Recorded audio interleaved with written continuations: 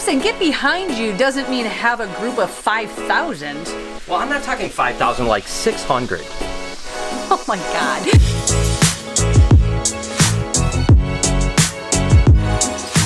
Hey, good morning and welcome to the vlog. I hope the start of your day is absolutely incredible.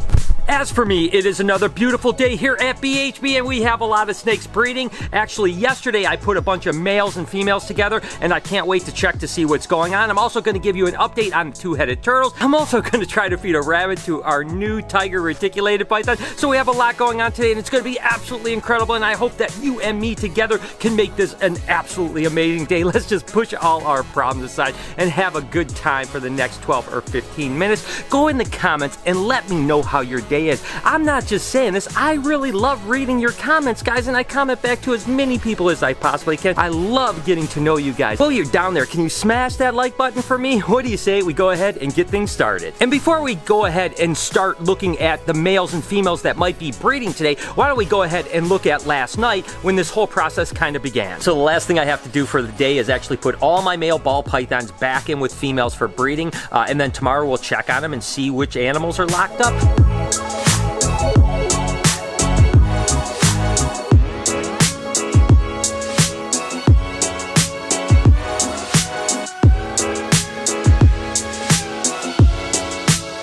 See right there, there's actually a super pastel hidden gene Woma bred to a Mojave spider.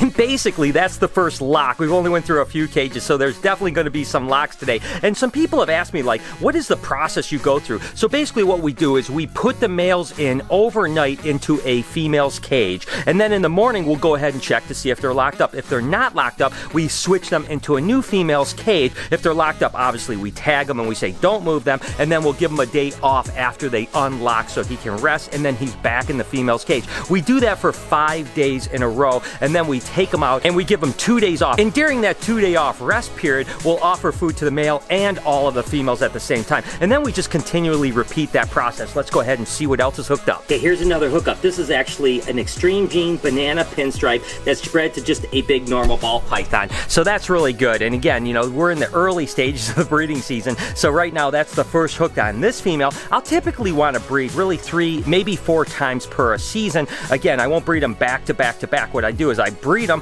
and then once that female actually has a lock, I'll usually give it about 3, maybe even 4 weeks, depending on follicle growth, to when a male goes back in with her. So again, it's not only the quantity of breeding, but the timing of the breeding. With that said, I'm going to be totally honest with you. I've been breeding ball pythons for over 20 years now, and I've had females produce that have only had 1 breeding, so they can retain sperm, but the best thing to do is definitely get at least 3 or 4 breedings over the course of, say, a 2 or maybe even 3-month period. This is a pretty cool lockup right here. This is actually a pastel crystal to a Mojave ball python. And the pastel crystal is actually a pastel, a special, and a Mojave. So what we can get out of this breeding is actually a bunch of like pastel crystals, and then even super Mojaves, believe it or not, because the crystal is part Mojave.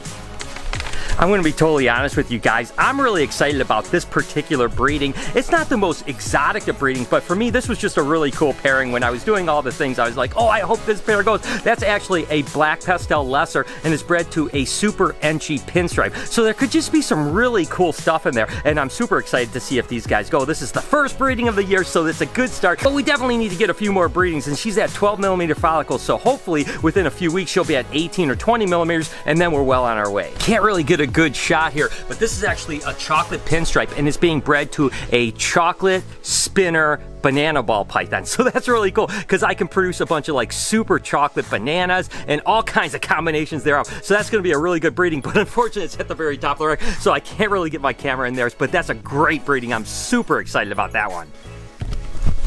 That's actually a calico pin yellow belly bred to a pastel calico. So that should make for some pretty awesome baby.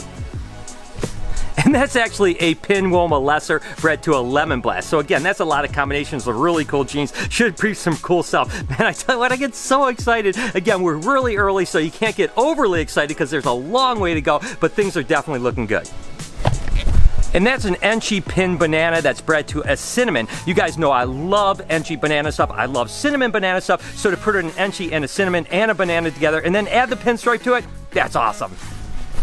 That is a banana firefly, which is a banana pastel fire, bred to just a really big pinstripe female that was kind of light. So I didn't know if maybe she could be a fire. She also could be like a specter or stuff like that. That's the one thing when you start getting into breeding a lot of complicated ball pythons. Sometimes you end up producing stuff that you're like, I'm not sure if that is, so you just raise it up as a pinstripe. But the actuality is it might have another hidden gene in there. So we'll see what that breeding is because it's going to be pretty awesome. This male is trying to breed, but he's not quite hooked up, so hopefully within the next hour or so, he'll actually be able to get that tail and wrap her up. But that's just such a beautiful snake. That's an Enchi banana. And then the female is actually a cinnamon. She's starting to go in the shed, so she looks a little dingy, but man, that's a great contrast between the two of those. Those are going to make some awesome babies. And that is actually a champagne bred to a pinstripe. So it's a cool combination. You can get like champagnes, pastel champagnes, and a bunch of stuff like that. So that's pretty cool. And that is actually a pastel ivory bred to a pastel yellow belly. So what we're really going for there is more ivories and pastel ivories. And with this one here, it's just actually a normal ivory, which is the super yellow belly, that just solid white snake. And it's being bred to a yellow belly just to produce some more ivories. Yep, those guys are hooked up for sure. Take a look at that right there. That is actually a fire bee yellow belly, which is a fire, pastel, spider, and yellow belly, and it's just being bred to a pastel yellow belly. Okay, and that one is actually a pastel kingspin, which is a pastel, a spider, a pinstripe, and a lesser, and it's bred to a firefly, which is a fire pastel. So some pretty cool combinations in there. And finally, the last ones we have breeding are a pair of mahoganies. Now, the mahoganies are a codominant mutation. It's kind of like a darker ball python, but when bred together, you can produce what's called a suma, which is almost a dark black snake. I mean, I think that's the key to the really good panda pie, because the panda pies we're seeing now are actually black pastel or cinnamon pastels, which are super black pastels or super cinnamon pastel pies, and a lot of them are born like kink. There's a lot of issues with them. I think the suma stuff or the mahogany stuff is where you're going to get the really good black and white pies that don't have the kinking issues, I hope anyways. So we're just trying to produce more sumas because we are working with mahogany pie stuff too to eventually hopefully produce some suma pies. But nevertheless, it was really good. We had quite a few ball pythons hooked up. We had a bunch of other stuff that was trying to hook up that I think will hook up later. And then later today, I'll actually take the males that just have no interest in the females they're in, and I'll put them into a new female's cage, because for whatever reason, sometimes a male just doesn't want to breed a particular female, and then you put him into another cage and he breeds like crazy. So that happens, like I said, 5 days a week, and then they get a couple days off. So anyways, great way to start the day. Next up, those new snakes I got, I figure are a little bit settled in, and I have a rabbit thawed out, so I'm going to see if my new tiger girl will eat. You gonna eat, girl? There you go, girl. There you go, girl. Okay, so she took it. So let's go ahead and see if she eats. That's a great sign that she's settling really well. She's such a beautiful snake. I'll feed the other ones in a couple days to get them on the same cycle as we feed all the other ones with large rats.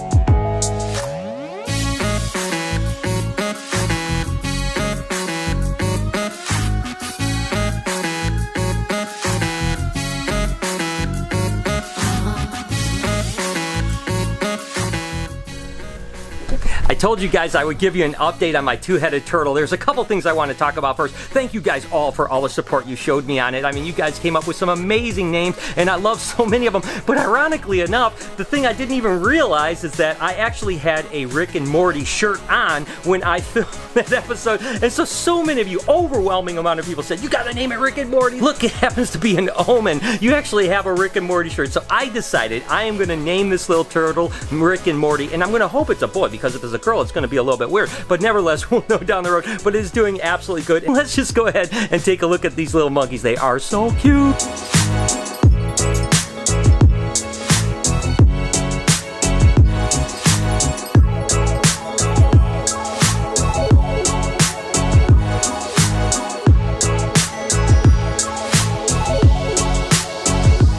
Oh, and by the way, they've been munching down on the reptimen and the shrimp. It's so funny to see them like swim around with a big old chunk of shrimp in their mouth or something like that. So they are doing really good, and I've seen both heads eat, so that's really kind of interesting. I am super happy with the way they're doing. Now again, I realize that there's always a risk when it comes to an animal like this, a freak animal, because there could be some internal issues or something like that. But so far so good. It's only been a couple days, but I wanted to make sure to give you guys an update.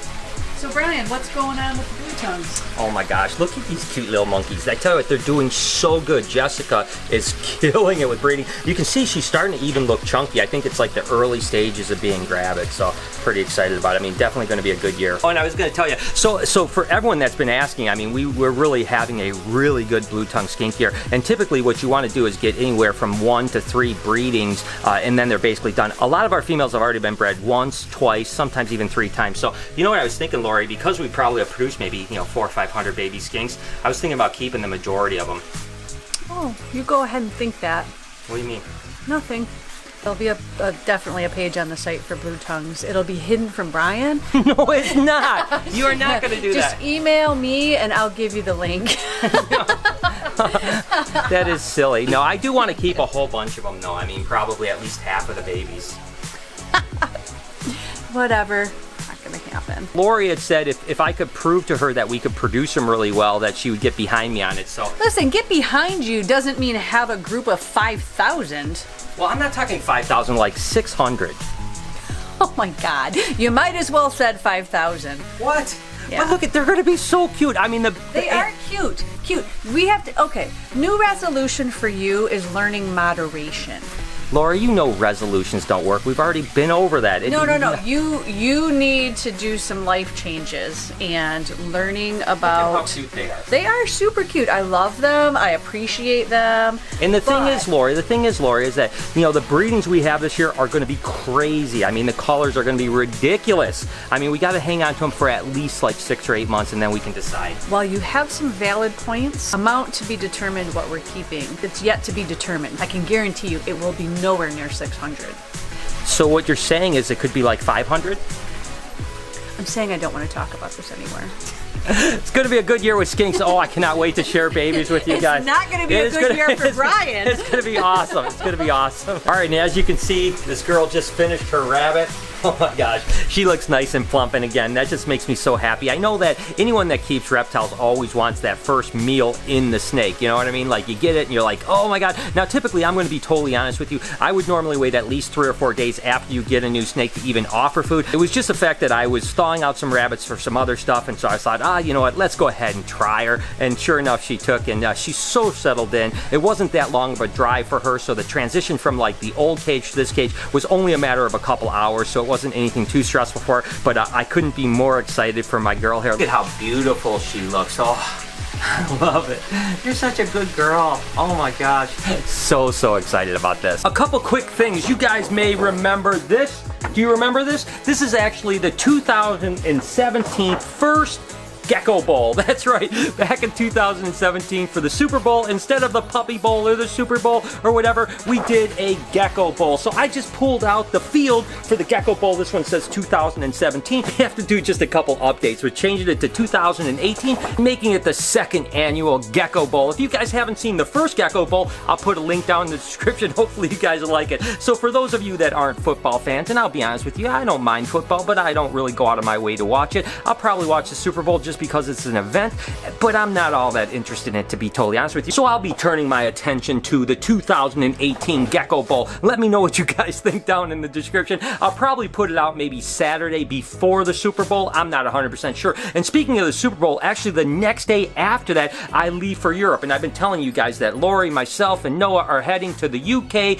Rome, and Paris. And we have a little bit of business to take care of, but mainly we're going to have a lot of fun and stuff like that. So we definitely want to do a meetup. Right now I have a meetup set up for the 17th in London. So 17th, probably mid-afternoon, say 2 or 3 o'clock, we'll kind of finalize things. You can follow me over at Snakebites TV on Twitter and Instagram, and I will continue to update you guys. And let me know down in the comments if you're from the UK and you want to do a meetup with us, where you think we should meet up and what time we should meet up, and together we'll decide the best option, and I cannot wait to see you guys on the 17th of February in London. It's going to be absolutely crazy, and then I'll see if I can do something in Paris and in Rome. I'm not sure. I have a really busy schedule, but nevertheless, going to be awesome, and I cannot wait for the 2018 Leopard Gecko Bowl. And with that said, I am going to go ahead and end the vlog here. It was an absolutely amazing day. Lots of snakes breeding, just a lot of fun time around the animals. It's going to be absolutely a great year. I cannot wait to share all of the things that we're going to be producing and getting, and all the adventures and next door and all the things we got going on. Trust me guys, it is going to be an absolutely crazy year. Plus, I had mentioned before, I've got a couple curveballs to throw you guys. In about 8 weeks or so, I've got something that I've been developing developing that is not animal related that you guys are going to be like, Brian, what are you thinking? I cannot wait to share it with you because it's about 2 years in the making, so it's really fun. Regardless, thank you so much for tuning in today. You guys mean the world to me, and I love you so much. Can you do me a couple favors before we get out of here? Can you smash that like button as well as turn those post notifications on so you know when I upload a video, which is every day, 7 days a week, 9 o'clock in the morning Eastern Standard Time. Remember to be kind to someone today, and I promise I'm going to see you guys tomorrow.